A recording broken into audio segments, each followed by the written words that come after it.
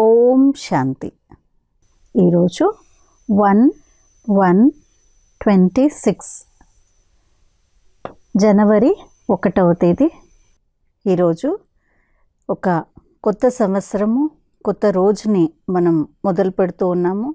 2026వ సంవత్సరంలోకి అడుగుపెట్టాము. ఈ రోజు నుండి మనము ఎన్నో రకాలైనటువంటి ప్రతిజ్ఞలు చేస్తూ ఉంటాం. మామూలుగా ఈ రోజు నుండి ఇలా ఉండాలి, ఇలా చేయాలి, పురుషార్థాన్ని ఇలా చేయాలి, ఇలాంటి సంకల్పాలను చేస్తూ ఉంటాము. మరి ఆ సంకల్పాలని కార్యరూపంలో తీసుకొని రావడానికి ఈరోజు ముఖ్యంగా బాబా నుండి ఎంతో శక్తిని తీసుకుందాము. ఈరోజు సద్గురువారము, బాబా యొక్క విశేషమైనటువంటి భోగ్ని సమర్పించేటువంటి ఈరోజు. భోగ్ని సమర్పించినప్పుడు బాబా నుండి ఎంతో శక్తిని పొందుదాము. మరి ఇది అవ్యక్త మాసము. ఈ మాసంలోనే బ్రహ్మబాబా తను కర్మాతీతంగా అయి సంపూర్ణంగా సంపన్నంగా తయారయ్యి తన జీవితాన్ని ఒక ఎగ్జాంపుల్గా మన ముందు ఉంచినటువంటి ఈ మాసము ముఖ్యమైనటువంటి విశేషమైన పురుషార్థాన్ని కూడా చేయడానికి మధువన్ నుండి మనకు కొన్ని యోగాభ్యాసాలు, స్వమానాలు పంపించడం జరిగింది. ప్రతిరోజు మురళితో పాటు వాటిని కూడా వింటూ వాటిని మన జీవితంలో తీసుకొని వచ్చేటువంటి పురుషార్థాన్ని కూడా చేద్దాము. మరి రోజు బాబా యొక్క సాకార రూపంలోని మధురమైన మహావాక్యాలని విందాము. మధురమైన పిల్లలు, మీరు రిఫ్రెష్ అయ్యేందుకు తండ్రి వద్దకు వచ్చారు. తండ్రిని, వారసత్వాన్ని స్మృతి చేస్తే సదా తాజాగా అంటే రిఫ్రెష్గా ఉంటారు. మీరు రిఫ్రెష్ అయ్యేందుకు తండ్రి వద్దకు వచ్చారు. తండ్రిని, వారసత్వాన్ని స్మృతి చేస్తే సదా రిఫ్రెష్గా ఉంటారు. ఈరోజు ప్రశ్న, వివేకవంతులైన పిల్లల ముఖ్య గుర్తులు ఏవి? ఎలా ఉంటారు వివేకవంతులైన పిల్లలు? జవాబు, ఎవరైతే వివేకవంతులుగా ఉంటారో వారికి అపారమైన సంతోషం ఉంటుంది. ఒకవేళ సంతోషం లేదంటే బుద్ధిహీనులని అర్థము. అండర్లైన్ చేసుకోవాలి. సంతోషం లేదు అని అంటే బుద్ధిహీనులు. సంతోషంగా ఉన్నాము అంటే వివేకవంతులు. వివేకవంతులనగా పారసబుద్ధి గలవారిగా అయ్యేవారు. వారు ఇతరులను కూడా పారసబుద్ధి గలవారిగా తయారు చేస్తారు. ఆత్మిక సర్వీస్లో బిజీగా ఉంటారు. తండ్రి పరిచయాన్ని ఇవ్వకుండా ఉండలేరు. ఓం శాంతి. తండ్రి కూర్చొని అర్థం చేయిస్తారు. ఈ దాదా కూడా అర్థం చేసుకుంటారు. ఎందుకంటే తండ్రి దాదా ద్వారా అర్థం చేయిస్తారు. మీరు ఎలా అర్థం చేసుకుంటారో అలా ఈ దాదా కూడా అర్థం చేసుకుంటారు. దాదాను భగవంతుడని అనరు, ఇది భగవాను వాచ. ముఖ్యంగా ఆత్మాభిమానులుగా అవ్వండి అని తండ్రి అర్థం చేయిస్తారు. ఇది ఎందుకు చెప్తారు? ఎందుకంటే స్వయాన్ని ఆత్మగా భావిస్తేనే మనం పతిత పావనుడైన పరంపిత పరమాత్ముని ద్వారా పావనంగా అవుతాము. ఈ జ్ఞానం బుద్ధిలో ఉంది. అందరికీ తెలియచేయాలి.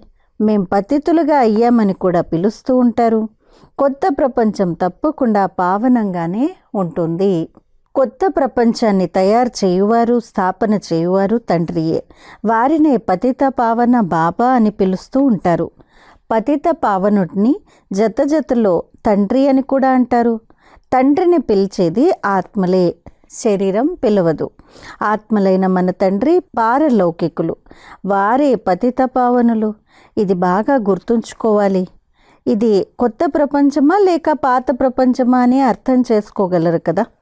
ఎంత బుద్ధిహీనులుగా ఉన్నారంటే మేము అపారమైన సుఖంలో ఉన్నామని, స్వర్గంలో కూర్చొని ఉన్నామని భావిస్తారు. కానీ కలియుగాన్ని ఎప్పుడూ స్వర్గం అని అనరని కూడా అర్థం చేసుకోవాలి. దీని పేరే కలియుగము. పాత పతిత ప్రపంచము. తేడా ఉంది కదా. మనుషుల బుద్ధిలో ఇది కూడా కూర్చోదు. పూర్తిగా శిథిలావస్థలో ఉన్నారు. పిల్లలు చదవలేదంటే మీరు రాతి బుద్ధి గలవారని అంటారు కదా. మీ గ్రామ నివాసులు పూర్తిగా రాతి బుద్ధి గలవారిగా ఉన్నారని కూడా బాబా వ్రాస్తారు. ఎందుకంటే ఇతరులకు అర్థం చేయించరు. స్వయం పారసబుద్ధి గలవారిగా అయినట్లయితే ఇతరులను కూడా అలా తయారు చేయాలి. పురుషార్థం చేయాలి. దీనిలో సిగ్గుపడవలసిన మాటే లేదు. కానీ మనుషుల బుద్ధిలో అర్ధకల్పం ఉల్టా అక్షరాలు కూర్చొనున్నాయి. అది మర్చిపోలేరు. ఎలా మర్చిపోవాలి? మరిపింపచేసే శక్తి కూడా ఒక్క తండ్రి వద్దనే ఉంది. తండ్రి తప్ప ఈ జ్ఞానాన్ని ఎవ్వరూ ఇవ్వలేరు. అందరూ అజ్ఞానులే. జ్ఞాన సాగరులైన తండ్రి వచ్చి వినిపించనంత వరకు వారికి జ్ఞానం ఎలా వస్తుంది? తమో ప్రధానం అంటే అజ్ఞాన ప్రపంచము, సతో ప్రధానం అనగా దైవీ ప్రపంచము. తేడా ఉంది కదా. దేవీ దేవతలే పునర్జన్మలు తీసుకుంటారు. సమయం తిరుగుతూ ఉంటుంది. బుద్ధి కూడా బలహీనమవుతూ ఉంటుంది. బుద్ధి యోగాన్ని జోడించడం ద్వారా ఏ శక్తి లభిస్తుందో అది మళ్ళీ సమాప్తమైపోతుంది. ఇప్పుడు తండ్రి మీకు అర్థం చేయిస్తున్నారు కనుక మీరు ఎంతగా రిఫ్రెష్ అవుతారు. మీరు రిఫ్రెష్గా ఉండేవారు అంటే తాజాగా ఉండేవారు, విశ్రాంతిగా ఉండేవారు. పిల్లలు మీరు వచ్చి రిఫ్రెష్ అయ్యి విశ్రాంతి కూడా పొందమని తండ్రి కూడా వ్రాస్తారు. ఆ సమయంలో సాకారంలో బాబా లెటర్ రాసేవాళ్ళు పిల్లలు మధుబన్కి వచ్చి రిఫ్రెష్ అవ్వండి, విశ్రాంతిగా ఉండండి అని. రిఫ్రెష్ అయిన తర్వాత మీరు సత్యుగంలో విశ్రాంతిపురంలోకి వెళ్తారు. అక్కడ మీకు చాలా విశ్రాంతి లభిస్తుంది. ఇక్కడ సత్యుగంలో. కానీ ఇక్కడ వెళ్ళే వరకు, అక్కడికి వెళ్ళే వరకు మనం ఇక్కడ మాత్రం సేవలోనే ఉండాలి కదా. అక్కడ సుఖము, శాంతి, సంపదలు మొదలైనవన్నీ మీకు లభిస్తాయి. కనుక రిఫ్రెష్ అయ్యేందుకు, విశ్రాంతి పొందేందుకు తండ్రి వద్దకు వస్తారు. రిఫ్రెష్ కూడా శివబాబాయే చేస్తారు. విశ్రాంతి కూడా బాబా వద్దనే తీసుకుంటారు. విశ్రాంతి అనగా శాంతి. అలసిపోయి విశ్రాంతి పొందుతారు కదా. విశ్రాంతి పొందేందుకు ఒక్కొక్కరు ఒక్కొక్క చోటకు వెళ్తారు. అందులో రిఫ్రెష్మెంట్ విషయమే లేదు. మనుషులు మామూలుగా ఎక్కడెక్కడికో వెళ్తూ ఉంటారు రిఫ్రెష్ అవ్వడానికి. కానీ అక్కడ విశ్రాంతి దొరుకుతుందా? అక్కడ మాటే లేదు. ఇక్కడ తండ్రి మీకు రోజు అర్థం చేయిస్తూ ఉంటారు. కాబట్టి మీరు ఇక్కడికి వచ్చి రిఫ్రెష్ అవుతారు.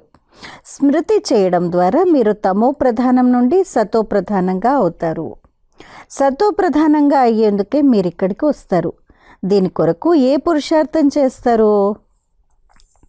మధురాతి మధురమైన పిల్లలారా, తండ్రిని స్మృతి చేయండి. ఈ సృష్టి చక్రం ఎలా తిరుగుతుందో, మీకు విశ్రాంతి ఎలా లభిస్తుందో తెలిపేందుకు తండ్రి పూర్తిగా శిక్షణ ఇచ్చారు. ఈ విషయాలు ఎవ్వరికీ తెలియదు కనుక వారికి కూడా తెలియచేయండి. తద్వారా వారు కూడా మీలాగా రిఫ్రెష్ అవుతారు.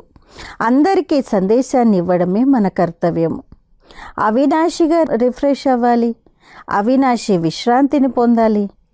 అందరికీ ఇదే సందేశాన్ని ఇవ్వండి.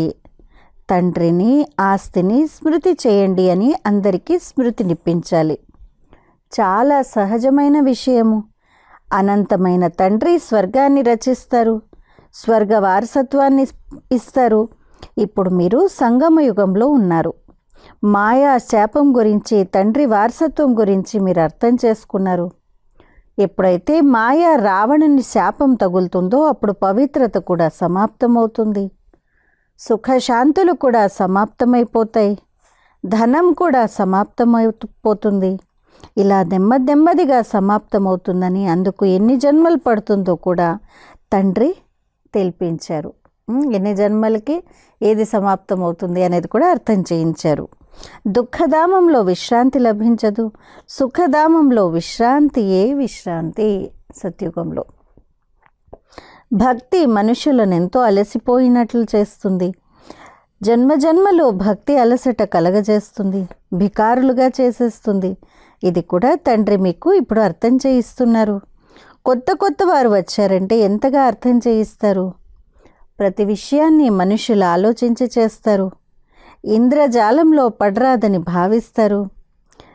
అంటే భగవంతుడు ఇంద్రజాలం ఇక్కడ, సో ఇంద్రజాలంలో పడకూడదని భావిస్తారు. మీరు భగవంతుని ఇంద్రజాలికుడని అంటారు. కనుక నేను ఇంద్రజాలికుడిని అని కూడా చెప్తున్నాను. మీరు జంతువులు కారు కదా. ఇది బుద్ధి ద్వారా అర్థం చేసుకోవాల్సి వస్తుంది. దేహాభిమాని ఎద్దుకు సురమండలంలోని దివ్యత్వం ఎలా అర్థమవుతుంది అని గాయనం కూడా ఉంది. అంటే హిందీలో అంటూ ఉంటారనమాట, దేహాభిమాని సండేకో సురమండల్కి సాజ్ క్యా సమజ్ మే ఆతా హై అని అంటుంటారు. సో బాబా అంటున్నారు, ఈ సమయంలో మనుషులు గొర్రెల వల్ల ఉన్నారు. వారికి దైవత్వం గురించి లేదు, ఆత్మీయత గురించి, ఆత్మిక స్థితి గురించి ఏం తెలుసు. ఈ విషయాలు ఇక్కడికి సంబంధించినవే. సత్యుగంలో అలా అనరు. ఈ మహిమ ఈ సమయంలోనిదే. చండికకు కూడా ఎంత పెద్ద మేళాలు జరుగుతాయి. వారెవరు అని అడగండి, వారు దేవి అని చెప్తారు. ఇలాంటి పేర్లు అక్కడ ఉండవు. సత్యుగంలోని పేర్లు సదా శుభప్రదంగా ఉంటాయి. శ్రీరామచంద్ర, శ్రీకృష్ణ, శ్రీ అని శ్రేష్టమైన వారినే అంటారు. అక్కడ ఉండే పేర్లు శ్రీరామచంద్ర, శ్రీకృష్ణ, అలా శ్రీతో మొదలయ్యేటువంటి పేర్లు శ్రేష్టమైన వారి పేర్లే ఉంటాయి. సత్యుగ సాంప్రదాయాన్ని శ్రేష్టమైందని, కలియుగ వికారి సాంప్రదాయాన్ని శ్రేష్టమని ఎలా అంటారు? శ్రీ అనగా శ్రేష్టము. ఇప్పటి మనుషులు శ్రేష్టంగా లేనేలేరు. మనుషుల నుండి దేవతలు, మళ్ళీ దేవతల నుండి మనుషులుగా అవుతారనే గాయనం కూడా ఉంది. ఎందుకంటే 5 వికారాలకు వశం అవుతారు. రావణ రాజ్యంలో అందరూ మనుషులే ఉన్నారు. అక్కడ దేవతలు ఉంటారు. దానిని దైవీ ప్రపంచమని, దీన్ని మనుషుల ప్రపంచమని అంటారు. దైవీ ప్రపంచాన్ని పగలని, మనుషుల ప్రపంచాన్ని రాత్రి అని అంటారు. పగలు అని జ్ఞాన ప్రకాశాన్ని, రాత్రి అని అజ్ఞాన అంధకారాన్ని అంటారు. ఈ తేడా గురించి మీకు తెలుసు. ఇప్పుడు అన్ని విషయాలు మీ బుద్ధిలో ఉన్నాయి. ఇంతకుముందు మనకు ఏమీ తెలియదని మీకు ఇప్పుడు తెలుసు. ఇప్పుడు అన్ని విషయాలు బుద్ధిలో ఉన్నాయి. రచయిత రచనల ఆది మధ్యాల గురించి తెలుసా అని ఋషులు మునులను అడిగితే వారు కూడా నేతి అంటే మాకు తెలియదు అని అంటూ వెళ్ళిపోయారు. మనం కూడా మొదట నాస్తికులుగా ఉండేవారమని ఇప్పుడు మీకు తెలుసు. ఇంతకుముందు బేహద్ తండ్రిని గురించి తెలియదు. వారు అసలైన అవినాశి తండ్రి, ఆత్మలకు తండ్రి. మనం బేహద్ తండ్రికి చెందిన వారిగా అయ్యామని, వారిని ఎప్పుడూ తగలబెట్టరని పిల్లలైన మీకు తెలుసు. ఇక్కడ అందరూ కాలిపోతారు. రావణుని కూడా తగలబెడతారు. శరీరం ఉంది కదా, అయినా ఎప్పుడూ ఎవరు ఆత్మను కాల్చలేరు. తండ్రి తన పిల్లలకు ఈ గుప్త జ్ఞానాన్ని వినిపిస్తారు. తండ్రి దగ్గరే ఈ జ్ఞానం ఉంది. ఆత్మలో ఈ గుప్త జ్ఞానం ఉంది. ఆత్మ కూడా గుప్తమే. ఆత్మ ఈ నోటి ద్వారా మాట్లాడుతుంది. అందుకే తండ్రి చెప్తున్నారు, పిల్లలు దేహాభిమానులుగా అవ్వకండి, ఆత్మాభిమానులుగా అవ్వండి, లేకుంటే తలక్రిందులుగా అవుతారు. స్వయాన్ని ఆత్మ అని మర్చిపోతారు. డ్రామా రహస్యాన్ని కూడా బాగా అర్థం చేసుకోవాలి. డ్రామాలో ఏదైతే నిశ్చయింపబడిందో అది ఉన్నదున్నట్టు రిపీట్ అవుతుంది. ఈ విషయం ఎవ్వరికీ తెలియదు. డ్రామానుసారం సెకండ్ ఎలా నడుస్తుందనే జ్ఞానం కూడా బుద్ధిలో ఉంది. ఆకాశం యొక్క అంత్యాన్ని ఎవ్వరూ పొందలేరు. భూమి అంతాన్ని తెలుసుకోగలరు. ఆకాశం సూక్ష్మమైంది, భూమి స్థూలమైంది. చాలా వస్తువుల అంత్యాన్ని పొందలేరు. అందుకే అంతా ఆకాశమే ఆకాశము, పాతాళమే పాతాళము అని అంటారు. శాస్త్రాల్లో విన్నారు కదా. కనుక పైకి వెళ్ళి పరిశోధిస్తారు. అక్కడ కూడా ప్రపంచాన్ని స్థాపించేందుకు ప్రయత్నిస్తారు. ఇక్కడ చాలా స్థాపించారు కదా, అంటే ఇక్కడ చాలా వ్యాపింపచేశారు కదా. భారతదేశంలో కేవలం ఒక్క దేవీ దేవత ధర్మం మాత్రమే ఉండేది. ఇతర ఖండాలు మొదలైనవేవి లేవు. తర్వాత చాలా విస్తరింపచేశారు. మీరు ఆలోచించండి, భారతదేశంలో కూడా చాలా చిన్న భాగంలో దేవతలు ఉంటారు. యమునా నది తీరం ఉంటుంది. ఢిల్లీ ఫరిస్తాన్ స్వర్గంగా ఉండేది. దీన్ని శ్మశానం అని అంటారు. ఇక్కడ అకాల మృత్యువులు జరుగుతూ ఉంటాయి. అమరలోకాన్ని పరిస్తాన్ అని అంటారు. అక్కడ చాలా సహజ సౌందర్యం ఉంటుంది. వాస్తవానికి భారతదేశాన్ని పరిస్తాన్ అని అనేవారు. ఈ లక్ష్మీనారాయణలు పరిస్తాన్కు యజమానులు కదా. ఎంత శోభాయమానంగా ఉన్నారు లక్ష్మీనారాయణలు. వారు సతో ప్రధానమైన వారు కదా. వారికి సహజ సౌందర్యం ఉండేది. ఆత్మ కూడా మెరిసిపోతూ ఉంటుంది. కృష్ణుడు ఎలా జన్మించారో పిల్లలకు చూపించబడింది. కృష్ణుడు జన్మించే సమయంలో ఎలా చూపించారు? గది అంతా చమత్కారం జరిగిపోయినట్లయిపోతుంది. కనుక తండ్రి కూర్చొని పిల్లలకు ఈ విషయాన్ని అర్థం చేయిస్తారు. ఇప్పుడు మీరు పరిస్థానంలో వెళ్ళేందుకు పురుషార్థాన్ని చేస్తున్నారు. నెంబర్ వారీగా అయితే తప్పకుండా ఉంటారు. అందరూ ఒకే విధంగా ఉండరు. ఇంత చిన్న ఆత్మ ఎంత పెద్ద పాత్రను అభినయిస్తుందో ఆలోచించాలి. శరీరం నుండి ఆత్మ వెళ్ళిపోతే శరీరం గతి ఏమవుతుంది? ప్రపంచంలోని పాత్రధారులందరూ అనాదిలో రచింపబడిన పాత్రనే అభినయిస్తారు. ఈ సృష్టి కూడా అనాదే, అందులో ప్రతి ఒక్కరి పాత్ర కూడా అనాదే. ఈ సృష్టి రూపంలోని వృక్షాన్ని గురించి తెలుసుకున్నప్పుడు ఇది అద్భుతమైందని అంటారు. తండ్రి ఎంతో మంచి రీతిగా అర్థం చేయిస్తారు. అర్థం చేసుకునేందుకు ఎవరెంత సమయం తీసుకోవాలో అంత తీసుకుంటారు. బుద్ధిలో వ్యత్యాసం ఉంది కదా. ఆత్మ, మనస్సు, బుద్ధి సహితంగా ఉంది కదా. కనుక ఒకరికి మరొకరికి ఎంత తేడా ఉంటుంది. మనం స్కాలర్షిప్ తీసుకోవాలని పిల్లలైన మీకు తెలుసు కనుక హృదయంలో సంతోషం కలుగుతుంది కదా. ఇక్కడ కూడా లోపలికి వస్తూనే లక్ష్యం ఎదురుగా కనిపిస్తూనే తప్పకుండా సంతోషం కలుగుతుంది కదా. ఇప్పుడు ఇలా తయారయ్యేందుకు మనం ఇక్కడికి చదువుకునేందుకు వచ్చామని మీకు తెలుసు, లేకుంటే ఎప్పుడూ ఎవ్వరూ రాలేరు. ఇది మీ లక్ష్యము. మరుసటి జన్మలో పొందుకునే లక్ష్యాన్ని చూసే పాఠశాల ఏదీ ఉండదు. వీరు స్వర్గానికి అధికారులని మనమే ఇలా తయారవుతామని మీకు తెలుసు. ఇప్పుడు మనం సంగమ యుగంలో ఉన్నాము. మనం ఆ రాజ్యానికి చెందిన వారము కాదు, ఈ రాజ్యానికి చెందిన వారము కాదు, మధ్యలో ఉన్నాము. వెళ్తూ వెళ్తూ ఉన్నాము. ఆ రాజ్యానికి, రాజ్యం నుండి వెళ్తూ ఉన్నాము. నావికుడైన తండ్రి కూడా నిరాకారమే, నావైన ఆత్మ కూడా నిరాకారమే. నావికుడైన తండ్రి నావను లాక్కొని పరంధామానికి తీసుకెళ్తారు. నిరాకార తండ్రి నిరాకార పిల్లలను తీసుకెళ్తారు. తండ్రి స్వయంగా పిల్లలను తన వెంట తీసుకెళ్తారు. ఈ చక్రం పూర్తి అవుతుంది. మళ్ళీ ఉన్నదున్నట్టు రిపీట్ అవుతుంది. ఒక శరీరాన్ని వదిలి మరొకటి తీసుకుంటారు. చిన్న పిల్లవాడిగా తయారై మళ్ళీ పెద్దగా అవుతారు. ఎలాగైతే మామిడి టెంకను భూమిలో నాటితే దాని నుండి మళ్ళీ మామిడి పళ్ళు వస్తాయి కదా, అది హద్దులోని వృక్షము. ఇది మానవ సృష్టి రూపీ వృక్షము. దీన్ని వెరైటీ వృక్షమని అంటారు. సత్యుగం నుండి కలియుగం వరకు ఆత్మలన్నీ పాత్ర అభినయిస్తూ ఉంటాయి. అవినాశి ఆత్మ 84 జన్మల చక్రంలో పాత్రను అభినయిస్తుంది. లక్ష్మీనారాయణులు ఉండేవారు, ఇప్పుడు వారు లేరు. చక్రమంతా పూర్తి చేసుకుని ఇప్పుడు మళ్ళీ ఇలా తయారవుతారు. పూర్వం ఈ లక్ష్మీనారాయణులు ఉండేవారని చెప్తారు. ఇది వారి అంతిమ జన్మ. వారే ఇప్పుడు బ్రహ్మ సరస్వతిగా ఉన్నారు. ఇప్పుడు అందరూ తప్పకుండా వాపస్ వెళ్ళాలి. స్వర్గంలో ఇంతమంది మనుషులు ఉండరు. ముస్లింలు కానీ, బౌద్ధులు కానీ, ఏ ఇతర ధర్మానికి చెందిన పాత్రధారులు కానీ అక్కడ ఉండరు. ఒక్క దేవీ దేవతా ధర్మం వారు మాత్రమే ఉంటారు. ఈ జ్ఞానం ఎవరిలోనూ లేదు. తెలివిగల వారికి టైటిల్ లభించాలి కదా. ఎవరెంత చదువుకుంటారో నంబర్ వార్ పురుషార్థం ద్వారా పదవి పొందుకుంటారు. కనుక పిల్లలైన మీకు ఇక్కడికి వస్తూనే ఈ లక్ష్యం చూసే సంతోషం కలగాలి. సంతోషానికి అంతమే లేదు. పాఠశాల అంటే ఇలా ఉండాలి. ఇది ఎంత గుప్తమైంది కానీ చాలా శక్తివంతమైన పాఠశాల. ఎంత పెద్ద చదువో అంత పెద్ద కాలేజీ. అక్కడ అన్ని సౌకర్యాలు లభిస్తాయి. ఆత్మ చదువుకోవాలి, తర్వాత బంగారు సింహాసనం పైన, చెక్క సింహాసనం పైననో కూర్చోవాలి. పిల్లలకు చాలా సంతోషం కలగాలి. ఎందుకంటే శివ భగవాను వాచ కదా. మొదటి నంబర్లో ఈ విశ్వ రాకుమారుడు ఉన్నాడు. ఈ విషయం పిల్లలందరికీ ఇప్పుడు తెలిసిపోయింది. కల్పకల్పము తండ్రే వచ్చి తమ పరిచయాన్ని ఇస్తారు.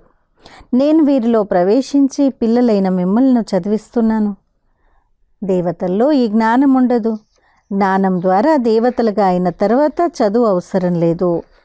ఇది అర్థం చేసుకునేందుకు చాలా విశాల బుద్ధి కావాలి. అచ్చా, मीठे मीठे सिकिलदे बच्चों प्रति माता पिता बाप दादा का याद प्यार और गुड मॉर्निंग। रूहानी बाप के रूहानी बच्चों को नमस्ते। हम रूहानी बच्चों के रूहानी माता पिता बाप दादा को याद प्यार गुड मॉर्निंग और नमस्ते।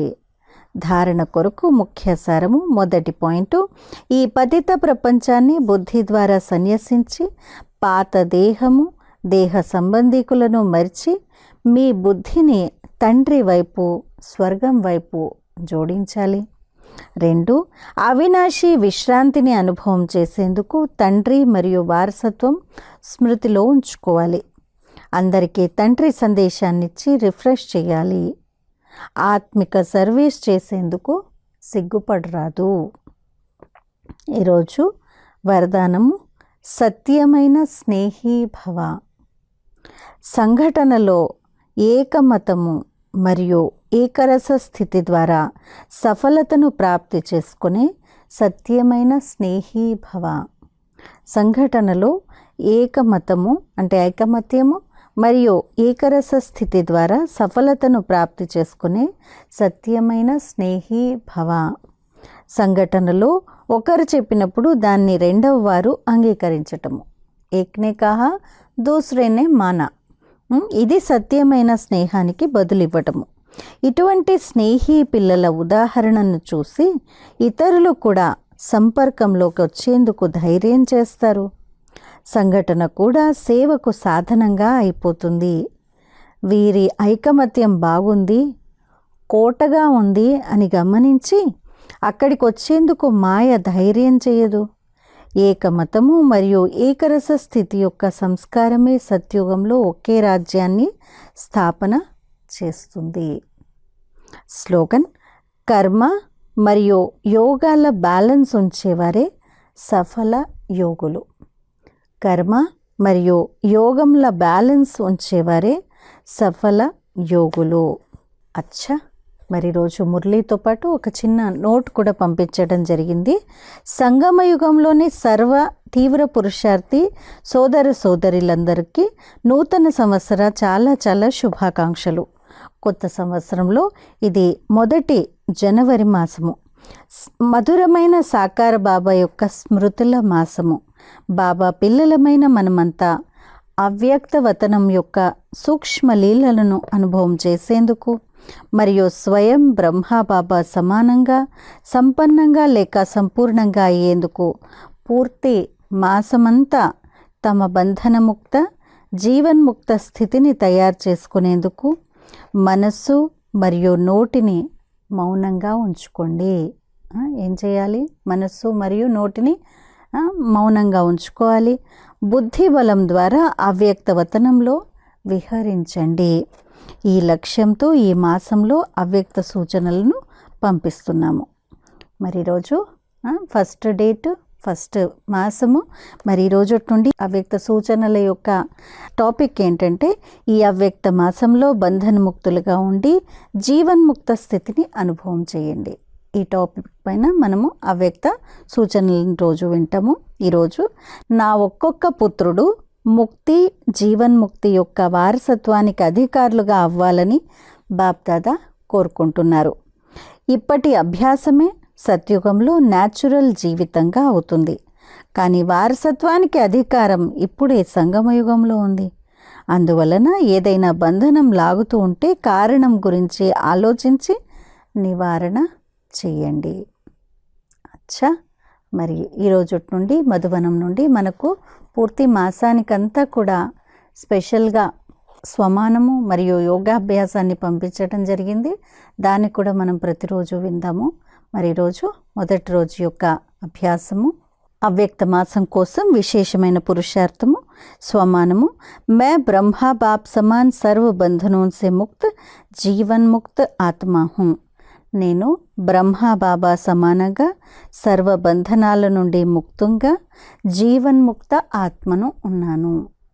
నేను సర్వ బంధనాల నుండి ముక్తంగా జీవన్ముక్త ఆత్మను.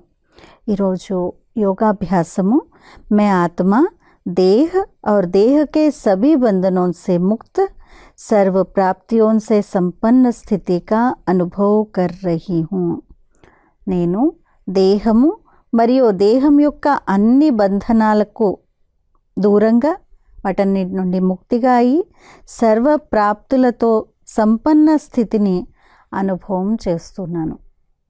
నేను దేహము మరియు దేహం యొక్క అన్ని బంధనాల నుండి ముక్తిగా సర్వ ప్రాప్తులతో సంపన్న స్థితిని అనుభవం చేస్తున్నాను.